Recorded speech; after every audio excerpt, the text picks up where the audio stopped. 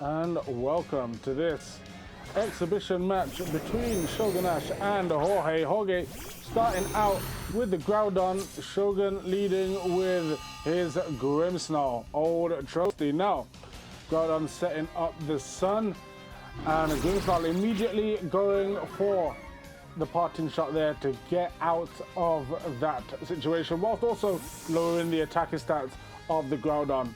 Now, Shogun, of course, taking a short break from competitive, trying some new ideas before the upcoming Pokemon Champion season, and out comes Pelipper with the Drizzle to slightly hamstring the Groudon there, as Groudon goes for the bulk up, trying to step up its offensive capabilities as much as possible. Now, Pelipper is probably going to be eyeballing this Hurricane here, but Groudon outspeeds and goes for the Thunder Punch.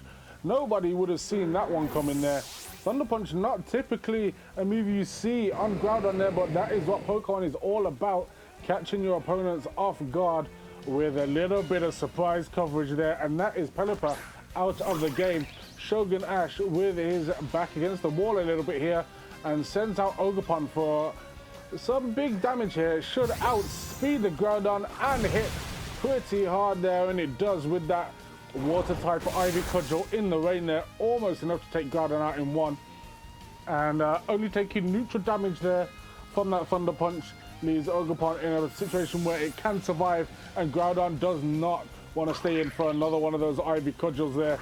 So Jorge switches out and sends in Venusaur to take this Horn Leech from Ogerpon there, and that Venusaur is able to tank that with a 4 times resistance. Now, what does Ogerpon do here? Ogerpon doesn't really have much of an answer for the Venusaur, and it looks like it's been forced into a switch here. Definitely doesn't want to take a Sludge Bomb there. Now, in comes the Grimmsnarl. The question is, if Venusaur does go for a Sludge Bomb here, can Grimmsnarl survive it? Because if not, that is a wasted switch. And the Sludge Bomb does come in, and it's close. I'll tell you what, it is close. But Grimmsnarl, bulky as anything, is able to survive that there with just a sliver of health left, but still standing strong and able to get off what looks like another parting shot there with that Prankster priority, switching out, getting rid of Venusaur's attack and special attack, again dropping them both down by a level, making Venusaur a lot easier to handle. But now the question is, who does Shogun switch in here? Because Jorge's made a blinding start to this battle. It's going to be a difficult one for Shogun to overturn this. So what kind of answers are we looking at here? Now, it looks like Annihilape is going to be the switch here. There's plenty of firepower, plenty of tactical options there on Shogun's bench, but he's gone for the Annihilape, something of an ace in this team in recent times. And Annihilape is able to eat that Sludge Bomb with barely a shrug, barely a mark on it, and is now in a pretty good position here to make any kind of move it wants. Goes for the bulk up there to boost the physical attack and defense of this Annihilape here, and the Venusaur goes for the Sleep Powder. A great move there, and that puts Annihilape to sleep. It is not the Vital Spirit set. This Annihilape is running a Defiant ability, which does give it a lot of opportunity to get stronger over the course of a battle if an opponent uses a stat drop on it. But it does mean that, unlike the Vital Spirit set, Annihilape is prone to being put to sleep. And out comes Groudon there. Venusaur feeling the job is done, and Groudon is going to try and finish off Annihilape before it wakes up. Now, Annihilape is making the most of those leftovers there and is back at full health. So Groudon definitely has a job to do, but Groudon is, of course, a very, very powerful Pokemon, especially in the sunlight, and Annihilape is still asleep there, sleeping in broad daylight as the Precipice Blades comes and hits, and that is looking like a 2-hit KO there on the Annihilape. Takes it just over half HP, and Leftovers does get us some important healing there. But Groudon is still looking like he's going to be able to do it in 2 here. And Annihilape is still asleep as Groudon goes for the Precipice Blades. But that attack fails and misses. Annihilape living on a prayer here. But it is going to need to wake up soon because Groudon is going to hurt it.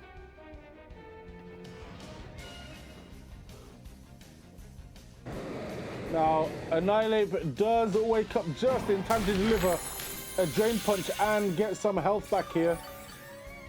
So that does mean that Groudon is going to fall, and Annihilape is back in a very, very good position there, having also taken a few hits, which means that that Rage Fist is going to be doing some serious damage.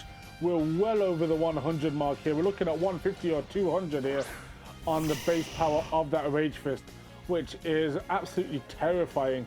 And it does go for the Rage Fist here on the Venusaur, but Venusaur outspeeds because in that harsh sunlight set up by Groudon, Venusaur speed is doubled thanks to the Chlorophyll ability, which means Annihilape still has some work to do here. Now, Shogun has shown himself to be quite stubborn here. He's going to stay in, and Venusaur is going to have to get this job done. Now, Venusaur doesn't typically have the offensive power to get rid of Annihilape in the space of a few turns, and of course it can't rely on poison either because Annihilape is asleep. Now Annihilape is still asleep this turn. No turn 1 wake up here as the Venusaur goes for the energy ball there, and that is a decent chunk. It's going to be a 3-hit KO there, but that is some good damage. Of course, Leftovers giving Annihilape some additional survivability here, but this is by no means guaranteed either way here. As that second energy ball comes in, Annihilape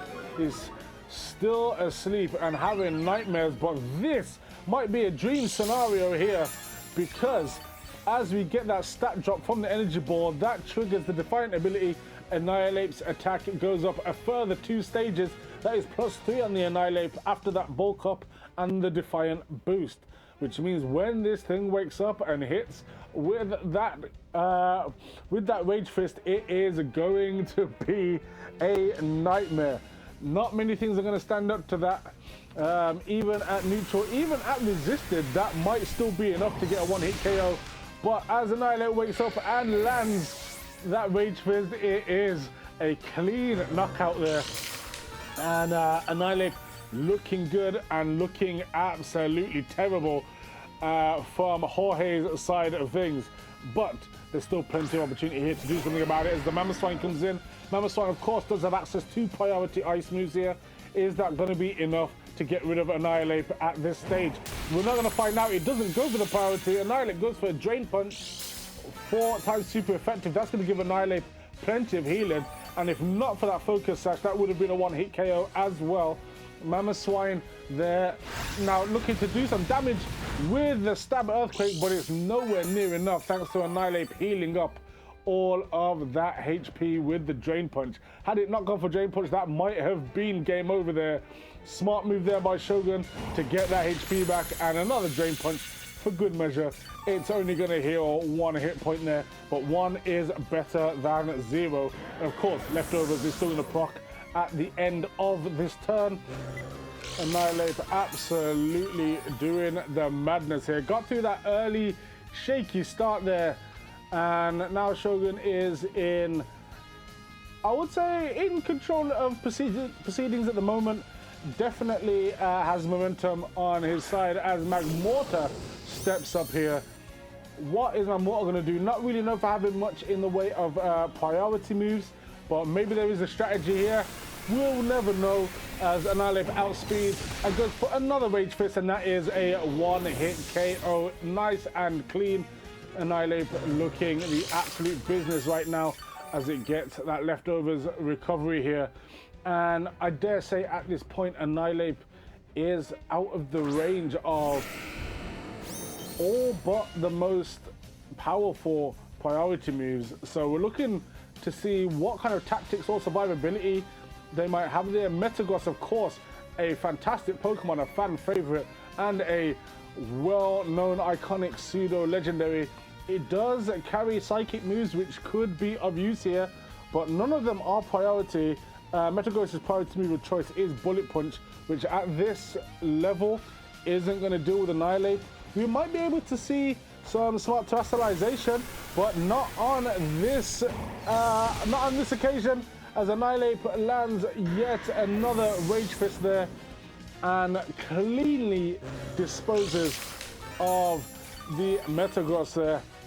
And this is looking like a gross mismatch as Metagross goes down, and we aren't looking for many more opportunities for Jorge to turn this around. What does he have left? We're gonna find out here, because there's only a couple of Pokemon left on this team here, and it's actually coming down to his last Pokemon, which is the Chestnut.